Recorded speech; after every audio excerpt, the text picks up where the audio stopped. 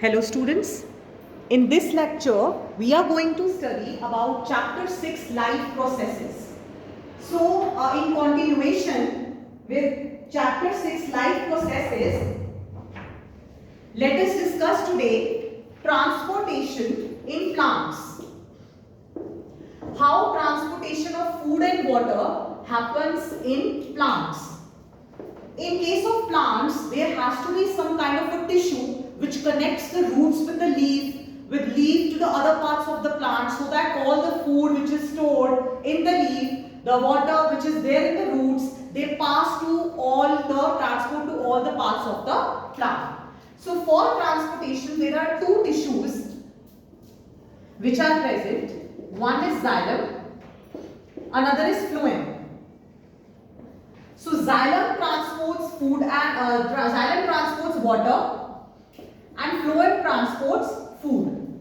So how we will remember? Phlo, foo, fer sound is coming. Fer sound is coming in phloem. So that is how we will remember. We will not get confused that which transports water and which tissue transports food. So xylem tissue is transporting water and minerals in the plant, and phloem tissue is transporting food. Now from where it will be transported? Water will be transported from the soil through the roots in the stem and then the leaves. Like this it will be transferred. Phloem, on the other hand, the food is prepared in the leaf. From the leaf, the food will go to the roots also and to other parts of the plant also. So here we can see clearly that xylem tissue functions in one direction. That is this one, unidirectional flow. Whereas phloem has two directions, leaf to the roots and leaf to the other parts. So it is bidirectional flow. So in case of xylem, the water movement is unidirectional from the soil to the different parts, from the roots to the upper parts. And phloem has two directions, bidirectional flow. From the leaf, the food will transfer to the roots as well as to other parts of the plant. Now let us first see how they vary, how their transportation varies. In case of xylem, first let us talk about. In case of xylem, whenever we are talking about movement of water from soil to the leaf, we can see it is against gravity. It is against gravity. How it will happen? It will happen by two processes. One is osmosis. Another is transpiration pull. Now what is osmosis? It is movement of water from high concentration to low concentration. So the concentration of water is high in the soil and low over here. Why low? Why low? Because from the leaf, excess water will move. That process is called as transpiration, loss of excess water. Now when excess water is moving, is exchanging, it's leaving. So here the concentration of water will be low as compared to here. Again this effect of high to low concentration movement. So when we talk about concentration gradient, it is osmosis. And when we are talking about transpiration pull, what it means?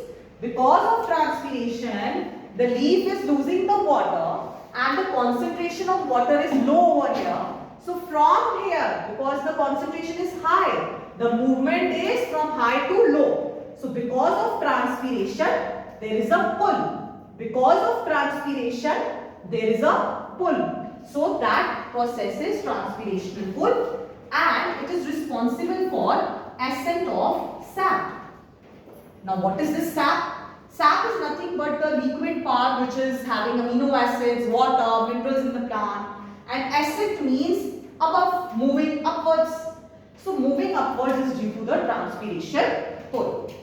So concentration gradient as well as ascent of sap, these two factors play an important role in the functioning of transport in the plant through xylem. Now let us talk about phloem.